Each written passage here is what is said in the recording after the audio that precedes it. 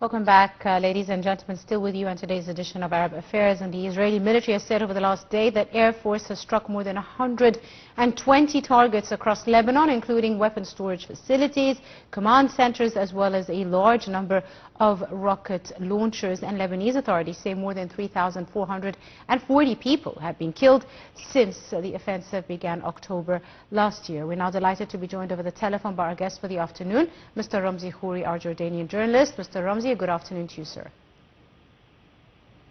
Good afternoon, Emily. Thank you very much, Mr. Ramzy, for your time this afternoon. And I just want to start by asking you about, the reports that we've been receiving that a 13-point proposal of a U.S. truce proposal is currently being reviewed by Lebanese officials, a proposal in the Israel-Hezbollah war to start a 60-day truce. How do you see this recent development, Mr. Ramzy? How realistic do you see some of the points in this 13-point proposal?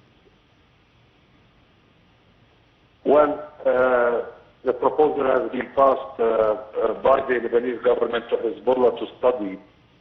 What we know is that what Israel wishes for is the following. Hezbollah has to retreat all the way to behind the Litani. Yes. And be replaced by the Lebanese army in the whole of the south of Lebanon after the Litani River.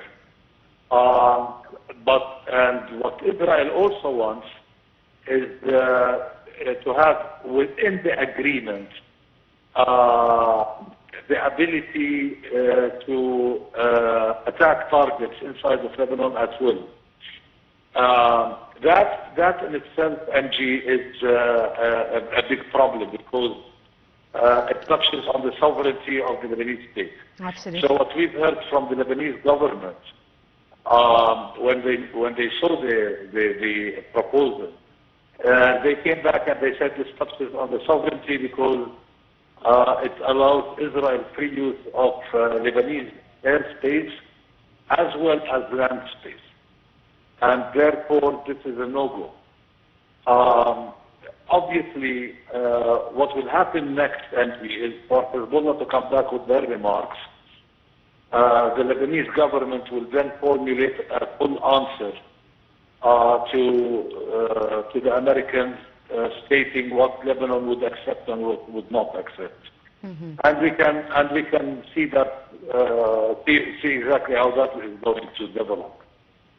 Indeed, Mr. Ramzy. Now, even though there's a presence of a top government official in Beirut, the U.S. Ambassador Lisa Johnson, discussing with senior Lebanese officials as well, other reports of a ceasefire on the Israeli front in Gaza as well. However, so far, all ceasefire efforts spearheaded by the U.S. as well as France have failed to really halt the hostilities. On the contrary, we're seeing, escalation in hostilities. We're seeing attacks blamed and claimed by Israel, also intensifying all the way across into Syria, including the areas near the Lebanese border, mainly targeting bastions of the Lebanese movement Hezbollah. How do you see this escalation, Mr. Ramzy, which doesn't go hand in hand with talks?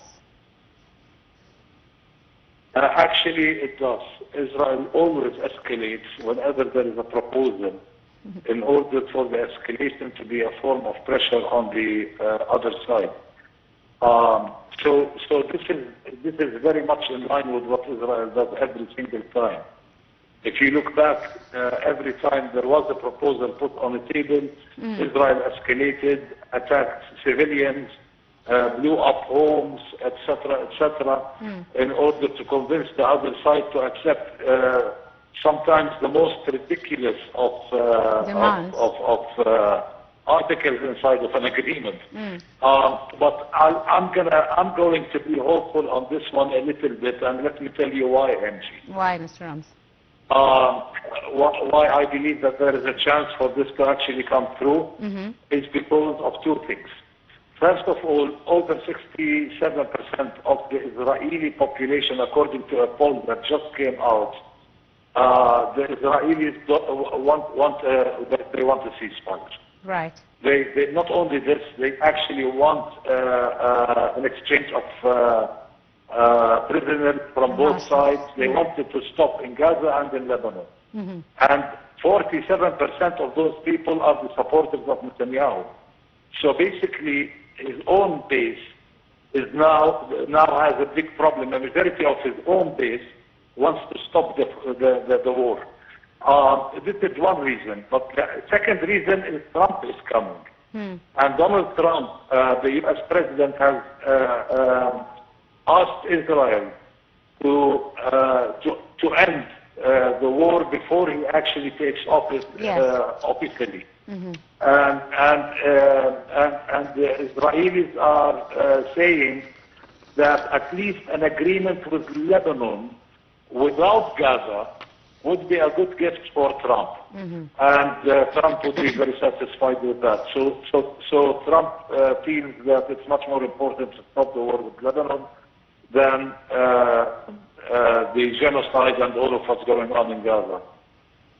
Absolutely, Mr. Ramzy, which leads me to my next question. With the advent of the U.S. President-elect Donald Trump into office just around the corner, do you see a move for a change of tactics? Do you see his coming into the U.S. presidency as an opportunity or a possibility to see some changes, specifically with the escalation in the Middle East from the part of Israel? There will be changes, but the changes are not necessarily positive changes. He is not the Biden administration. He is more inclined to give Israel ridiculous Israeli demands than the Biden administration did. The Biden administration didn't seize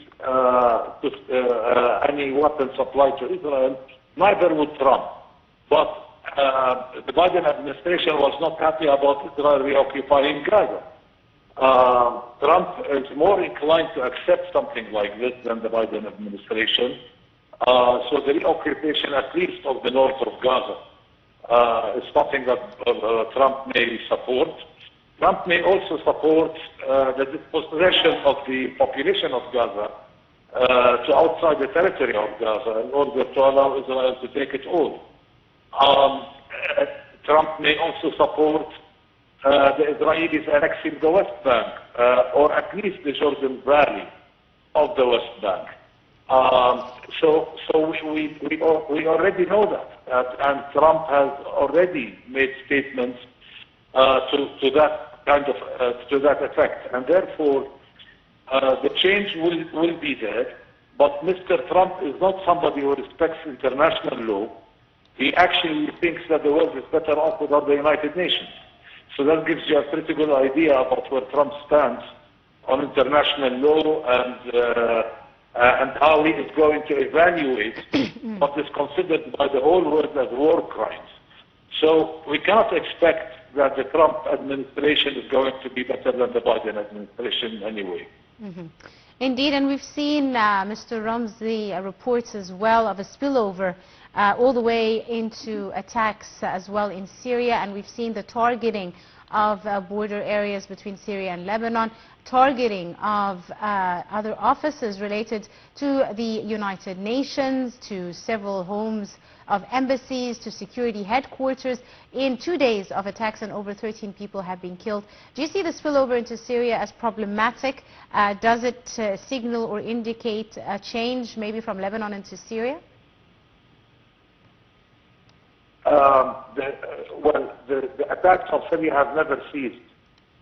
Even before 7th of October, the Israelis were attacking Syria at liberty. And the reason is because they have a green light from the Americans and the Europeans to go ahead and do that. So that has not really changed whatsoever. Is there an escalation? Yes, because of the supply of weapons and to Hezbollah and ammunition to Hezbollah. So the Israelis think that by attacking targets inside of Syria,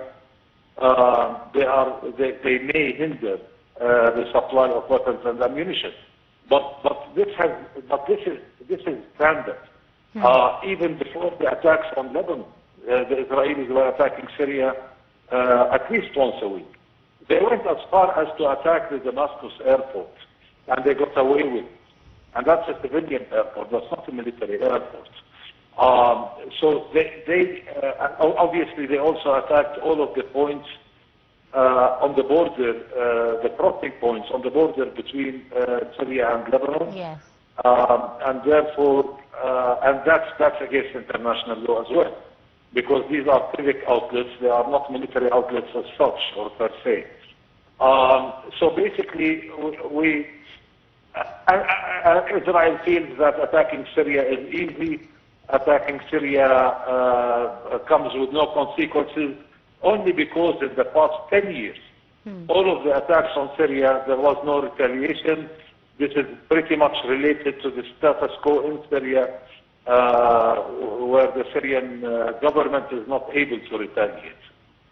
Right, I'm afraid we're going to have to leave it at that. I'd like to thank you very, very much, Mr. Ramzy Khoury, our journalist and our guest for the afternoon. Thank you very much, sir, for your time and all your insight. And with that, ladies and gentlemen, we come to the end of today's edition of Arab Affairs. We do hope you've enjoyed it.